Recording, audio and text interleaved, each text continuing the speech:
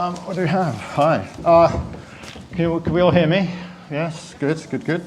Well, welcome. Let's all find out how to fine-tune your marketing machine. My name is Ian Halpin. I am head of content for Just Global. That's slightly misleading. I've got a background in strategic planning. I work a lot with our studio, so I kind of sit at the confluence of content and creative strategy, which is a fun place to sit if you work for an agency. In that role, for the past 18 months, I've been working, well, with these two guys on the ABM program for UKG. And we're here basically to talk you through a kind of quite a pragmatic, quite a kind of warts and all, if I may say, sort of look at how to run what has been a very successful program. So I'd like to introduce these two guys. First of all, our reigning UK EMEA Marketer of the Year on my far left, that is Tristan Jones, who is, it says here, you lead EMEA Enterprise ABM for UKG or Ultimate Corners Group. So Tristan, tell us a little bit about yourself and your role. Yeah, thanks so much for the kind introduction, Ian.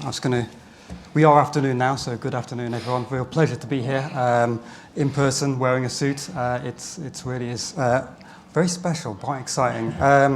So yes, I'm at UKG. I've been there for just under 2 years, about 20 months now, and I joined to set up a new account-based marketing function in the company. ABM's quite new to UKG generally. So just a couple of sentences about UKG. So we're a global workforce management and human capital management company, and our focus is on companies with very large workforces. And basically, our purpose is people. That's our tagline. That's what we set out to do. So from an employee's perspective, that's means people get the flexibility to work the way that they want to work, and they get paid accurately. It's always good, right?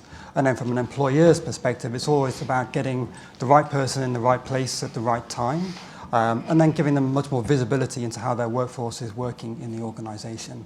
I'm excited to share a little bit about what we've been doing with ABM. Yeah, thanks for that. And I mean, I think we've got to know each other quite well over the last 18 months, but actually it's the first time we've met face to face. So it is nice to meet you finally after all that time. Someone I have met before more than once is my boss. He's the EMEA MD for Just Global. So Gareth, why don't you give us 2 minutes on you?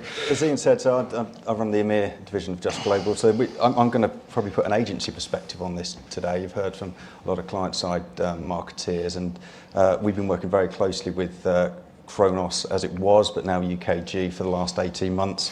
I think one of the most important things I'd like to get across today in general is that there are some practical steps that we've followed and that we've learned over the last 18 months that perhaps on day one we didn't fine-tune. So we developed that over the last 18 months, and I'm keen to have any questions later around how we actually deliver the activity and delve a little bit further.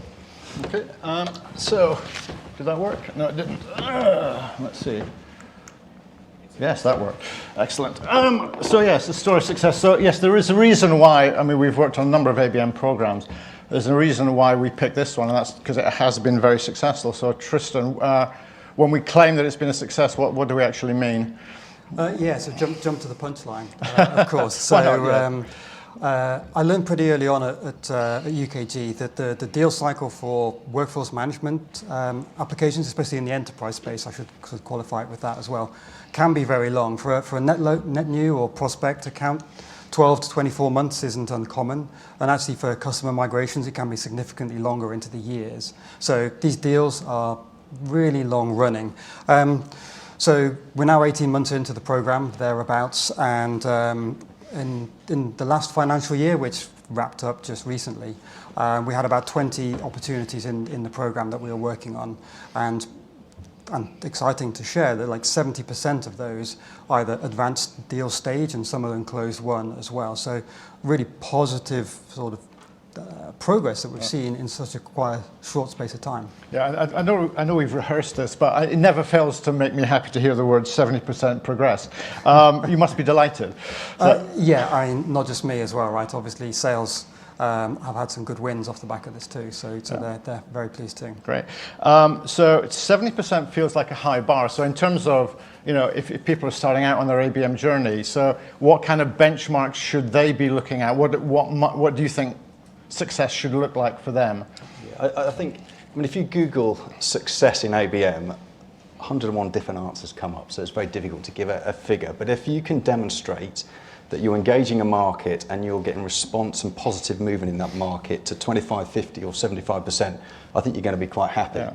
So from our perspective, we're really happy with that. I think if you can demonstrate you're increasing the deal size of an opportunity, you can measure the engagement and you can measure the success that the salespeople are feeding back to you, that's a tangible piece that you can hang your hat on. But it's very difficult to say 10, 20, 30% of a market engagement. Yeah. Okay, thanks. So positioning ABM. So we are as it says there, we are the content sponsors for ABM. And that means we sort of contributed to this. You can get this from our stand, which is near the food, so you will come within our orbit regularly over the next hour, I would imagine. As part of that, we've had a sneak preview of some of the results, and they are genuinely interesting, so it's a document worth reading. So 32% found that ABM accelerated pipeline, great, but only 7% anticipated that this would be an outcome. So, hey, surprise. So equally, 28% found ABM enhanced account retention. Only 4% anticipated that. So it's kind of like ABM is doing well, but not in the way we might have thought. So Tristan, I mean, in terms of positioning ABM, how did you position ABM to your sales team? So as I said already, pipeline acceleration is where we focus, but let me just sort of work through how we ended up there. 2 years ago, or less than that now, I just joined UKG, just getting my feet under the table, doing the health and safety training, all those good things that you do as a new start. And then obviously the lockdown hit really fast. Obviously that has personal impact, but these audiences that we're targeting, they have huge workforces. So they were massively impacted by the pandemic. Furlough, isolation, work from home, all of the safety precautions they had to put in place had an enormous impact on their business. So charging in there, building a new demand generation ABM program would have been completely insensitive, right? We wouldn't have had any engagement with that at all. So working with sales and sales leadership, it became clear that they wanted to focus on the in-flight pipeline, the opportunities and the accounts that they were working with already. And then obviously account-based marketing and pipeline acceleration is the way that we were able to do that, to keep UKG front of mind through that process in a very respectful way to the way that they were dealing with their position. So with 2020 hindsight, again, to call back to that, it was a great decision to make at that time. Yeah. And Tristan, your mugshot appears in, Tristan's or Gareth, your mugshot appears in here. So anything to add to what Tristan said? Yeah, I think one of just backing up what you said there, Tristan, I think one of the main things that came out from the report was if we're looking at areas for development as marketeers across the board, it was the underperformance around engaging net new clients. So we talk about net new, we talk about pipeline acceleration, we talk about customer ABM activity. The net new element seemed to be the area where a lot of marketeers were struggling. In our experience of running these activities, depending on what your goals are, clearly, engaging around a small set of accounts focused on pipeline acceleration, running a pilot program, running the engagement in that area, and then scaling up from there into net new to prove that the model works seemed to be something that worked for us. And that's sort of what we've done over the course of the last 18 months and moving into customer marketing as well, which is a separate activity. Okay. So moving now into, I've got the hang of this, no I haven't. Just press a button and it should happen. There we go. So yeah, sales and marketing alignment, which is kind of a hot topic, has been for some time.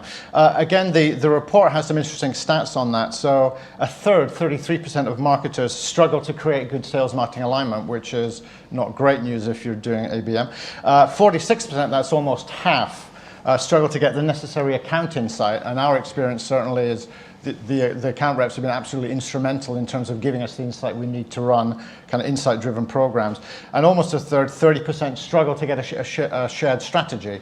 So again, getting on the same page with sales seems to be something that a lot of people struggle with in their ABM. But I mean, over the last 18 months, I feel like I personally have got to know some of your sales rep quite well, and we've had, I feel a very high degree of support and cooperation from those guys and gals. So, I mean, how have you managed to do that when so many others seem to find that to be something of a challenge?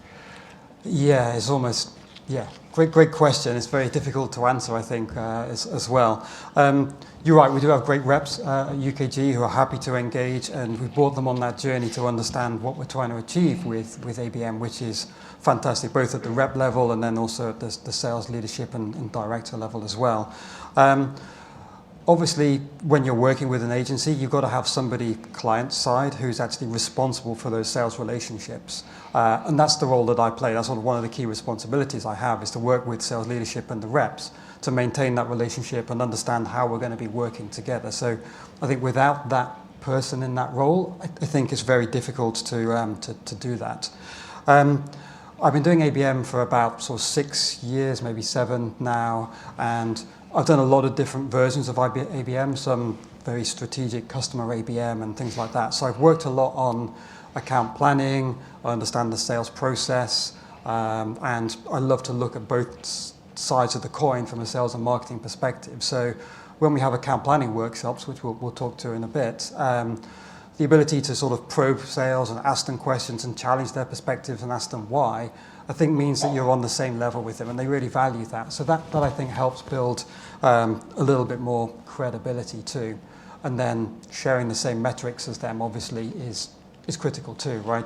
I sort of put a stake in the ground and said my success is measured against sort of advancing deals and winning opportunities, and that really helps as well, obviously. I'm sure that makes them quite happy to hear you say that. Yeah. So, I mean, account selection, you talk about pipeline acceleration, so choosing the accounts to try and accelerate, that's where the involvement of the sales team is absolutely critical. So how did you approach that, Tristan? Yeah, so I'm an engineer by background, actually. I didn't do a marketing degree, which I might be one of the few people in here that actually did that. Made the transition to marketing 15 years ago, so I've been doing it longer than I was doing engineering, as it turns out. As a result, I'm very data-driven, so I love to look at data and use that and have a very sort of procedural approach to doing things. And that really helps with account selection. It keeps you away from the rep that shouts loudest, the biggest account, and just gut feel. It just means you've got something to fall back on when you get into discussions further down the line. A subtlety to what I'm doing is it's not necessarily about account selection, but actually deal or opportunity selection. So that means that's where I actually start. So one of the first things that I looked at is what stage of opportunity makes sense for doing pipeline acceleration.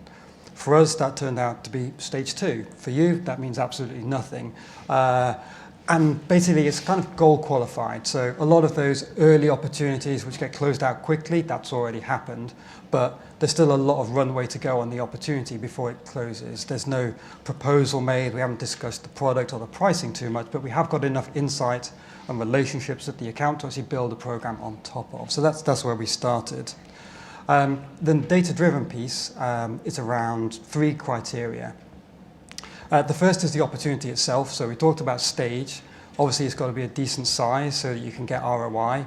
And then a decent age as well. If the age of the opportunity is too long, it might well be stalled, and there might be a good reason for that. So again, that's something to steer clear of. Then looking at product fit, competitive situation, all of these things combined and scoring points against them gives you a really good understanding of whether we're likely to win that opportunity, all things going well. The next is achievability. So this is about, do we have the relationships at the account, people to market to? Is there an active RFP in market right now where that's going to limit our ability to do any marketing, especially where there's no in-person pitching that you can't get involved with at the moment. So that's something, again, that we watch out for as well. Then the third one is cooperation. And for this, it's, are sales going to work with you? So is this opportunity one of their top 2 or 3 that they're working on for the next 6 months? Or is it just one of 20 ops that they're currently looking at? If it's the latter, it's a red flag, which is going to mean you're not going to get the buy-in and support that you need to develop the campaign and the insight. So that's really critical. And what I found is by going through this process, you then have a short list of opportunities which you can then have the detailed discussion with sales and pick which ones make sense. So then when you get somebody come back and say, well, why wasn't this account picked? It's like, well, this is the process we followed, and these are the reasons. So you've got a really good solid base to start from. Okay, thanks. So Gareth, I mean, as part of the insight gathering process, we had these kind of meetings with the sales team. So you created the kind of strategy document that we use to kind of structure that that process. So just tell me the thinking behind that. Yeah, I mean, one of the things with sales guys is that they've got a lot of information, and you need to try and distill that into something that's valuable to your marketing efforts. So what we came up with was a strategy document which was really clear and succinct and focused on 4 or 5 key areas. For example, RAG status, a red, amber, green status around existing clients, what the prospect organisation felt about UKG in terms of sentiment, some key objectives. So we had a very structured programme, but one of the key elements to that was to make sure that the salespeople were held accountable for completing these strategy documents and engaging prior to the workshop. We then used the workshop to interview the sales teams and then draw out the key pain points and challenges that the organisations they were engaging with were suffering from. And I think to Andrew's point earlier in the first keynote, we were treating the sales team as a partner rather than a separate function of the business, and that boded really well in the workshops. Yeah, and I think the willingness to kind of participate in that process, that was an indicator of the kind of support we might expect down the line. So that was a good kind of litmus test for that element of it. Tristan, it seems weird to say out loud, but we've now done about 20 of these things over the past one-to-one programs over the last 20 months. What kind of feedback have you had? And I guess that from the sales team and also from the prospects? So qualitative feedback has been very, very important through the sort of build-up and ramp-up of the campaign. Obviously, we do look at more traditional metrics, engagement and campaign performance from a digital perspective, things like that. But capturing that qualitative feedback and using it to promote what the campaign has achieved has been fantastic. I think others have mentioned it during the day as well. So a couple of examples. On the customer side, one big was a customer migration that we were working on.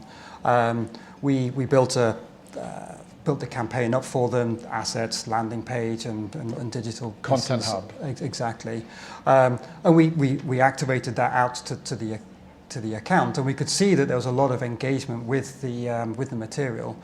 And then we had feedback from the account via the rep, sort of saying, thank you very much for sending this off. And then they clearly spent multiple hours probably reviewing all of the content that we put together and then commenting on all of the different things that we proposed.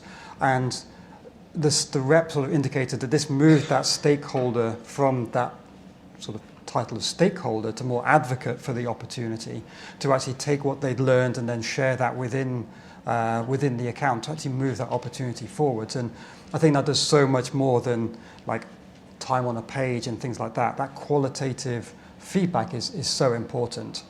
Then internally on the sales side, again, getting quotes and feedback from sales directors and VPs about how they're viewing the program and what they're getting is very important. So when someone says this is moving the dial for enterprise marketing and sales, then you need to write that down and use that to share with their peers so that they can see the value in that program as well. Yeah, and from our end, it feels like 18 months in, it feels like quite a slick machine that we've got going now. Is that how it feels from your end as well?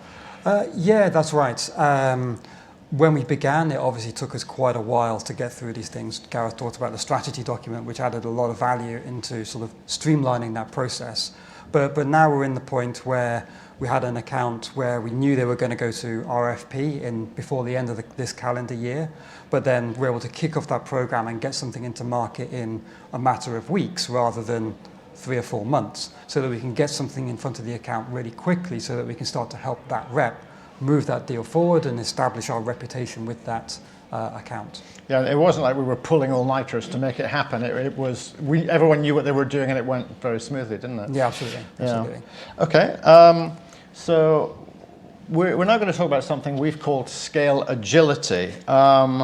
So a lot of you out there, particularly if you're new to particularly one-to-one ABM, will think, well, it's resource intensive, it requires a lot of money, it requires a lot of time. You need to throw a lot at it in order to make it work. And maybe that was true at the start of the process for UKG, but we've now got to a point where we've delivered this kind of scale agility, and we define that in 2 ways. One, we define it the delivery of personalization at scale in a cost-effective manner. And secondly, as we just heard from Tristan, the agility to kind of pivot and get campaigns into market very, very quickly. So, but Tristan, when we, as I kind of alluded to, when we started, we didn't have that scale agility in the activity we were running, and why was that? Yeah, turns out when you do a pilot, you don't get scale, right? That comes much later in the process. So we selected the opportunities for being the right opportunities rather than clumping them all into one industry. But that meant we were going across 3 or 4 different industries. So that was a gamble we decided to take, but it did mean there was less reuse, less repeatability, and we had to do things almost from scratch for each of those opportunities that we worked on. But that turned out to be a good approach, because now we're at that 20 opportunity mark. We only have a finite number of industries that we work across. So as we've added more accounts into those industries, there's a huge amount of opportunity to then reuse across, and then we get the scale and the reuse, and it keeps the cost manageable as we scale up. Okay, so yeah, so we're talking about reuse, but fundamentally the clues in the name one-to-one is very much about customization. So how do we sort of square that circle?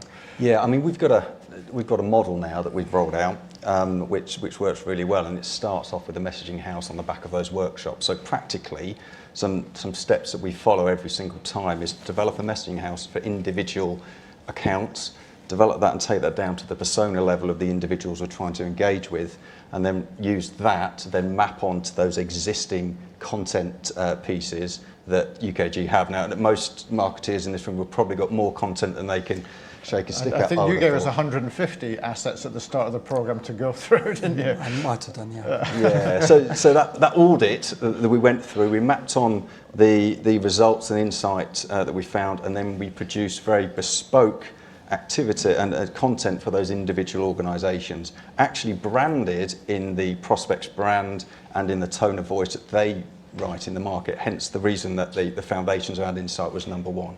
And I think the benefit of that are threefold, really. The first one is, from an agency perspective, we can be more efficient because we've got a model that we can scale. From a cost perspective, from Tristan's point of view, we can engage with lots more accounts within budget. And then from an engagement point of view, from a client perspective, we're talking in their language, even though we're not creating content from scratch. Yeah, and I think it's very much that kind of 80-20 process. So the account insights are very much that 20% which we use to customize and personalize, and then the 80% is that kind of reusability. So because we've done this for similar clients in similar industries before, there's a componentization, a kind of reusability. So that's the 80-20 rule, and Absolutely. That's where the scale agility comes from. Yeah, and I think one of the points to reflect is we're not creating content from scratch in a lot of instances. A number of instances we're reskinning existing content in the client's brand and or adopting the revised tone of voice accordingly. Yeah, great.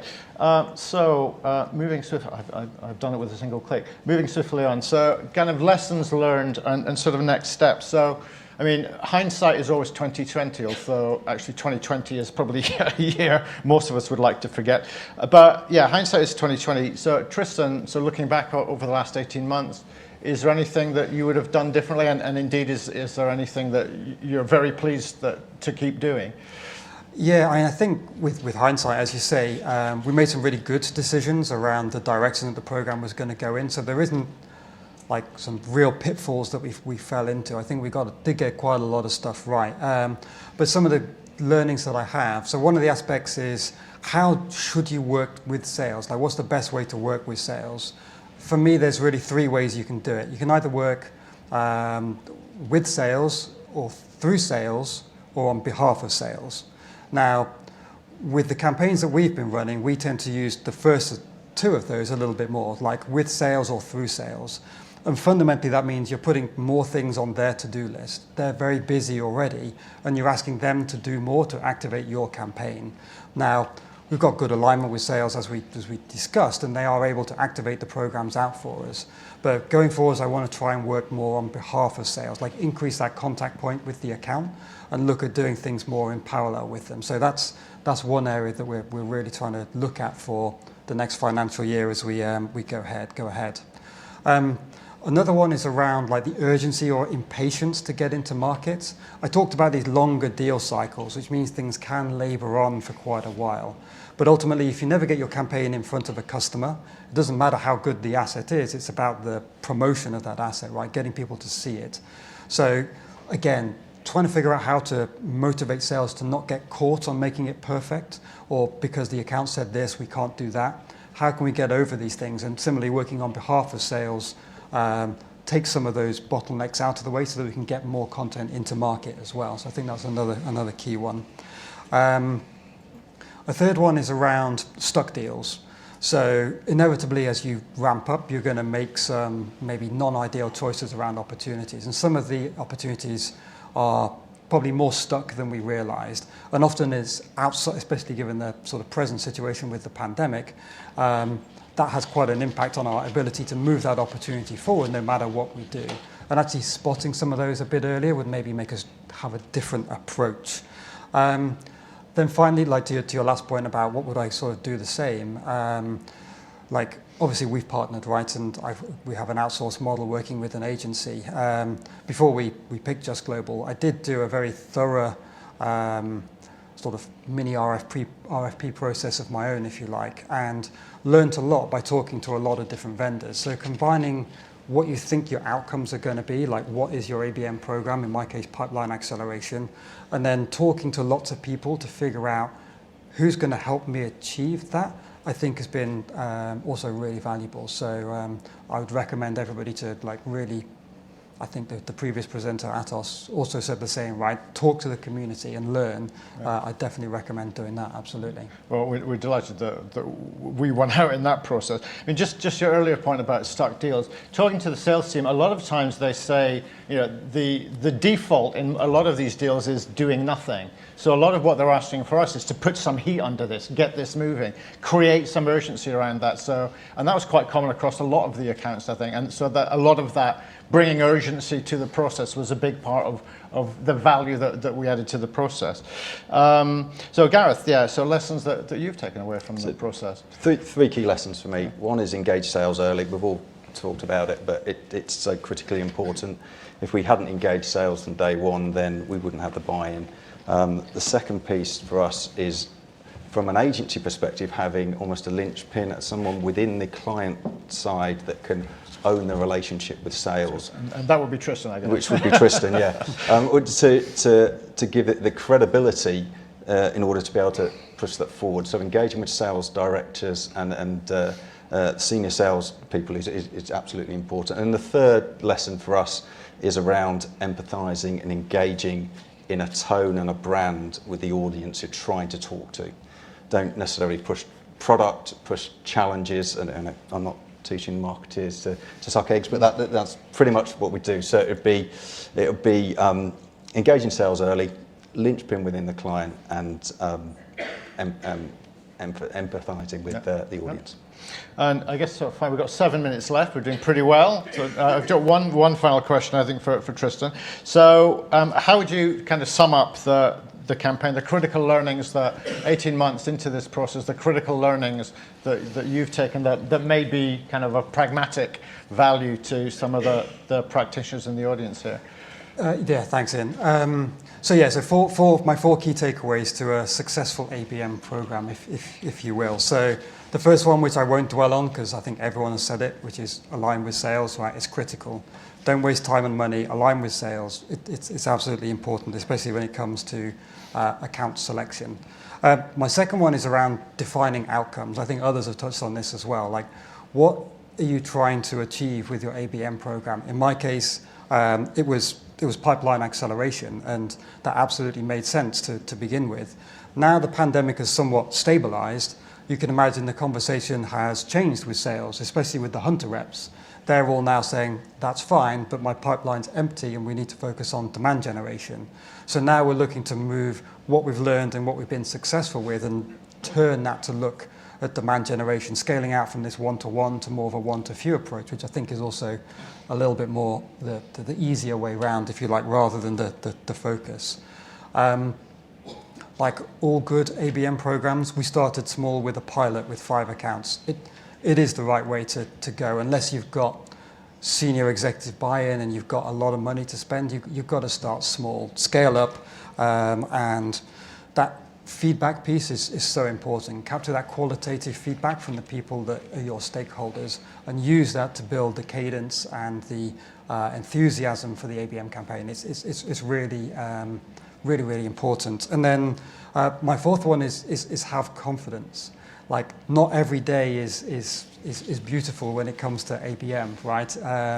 There is a messy middle. It doesn't always look pretty.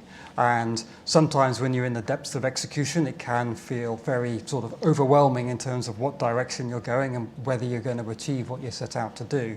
But if your levers are focused on those outcomes that you set at the beginning, then just have faith and keep working towards what you set out to achieve. That's a positive note to finish on. So align with sales, define outcomes, start small, have confidence. So that, I think that sort of wraps up. Just two pieces of housekeeping. One, if you were kind of looking to the slides to summarize the content of this session, you'll be sorely disappointed because there's nothing on them.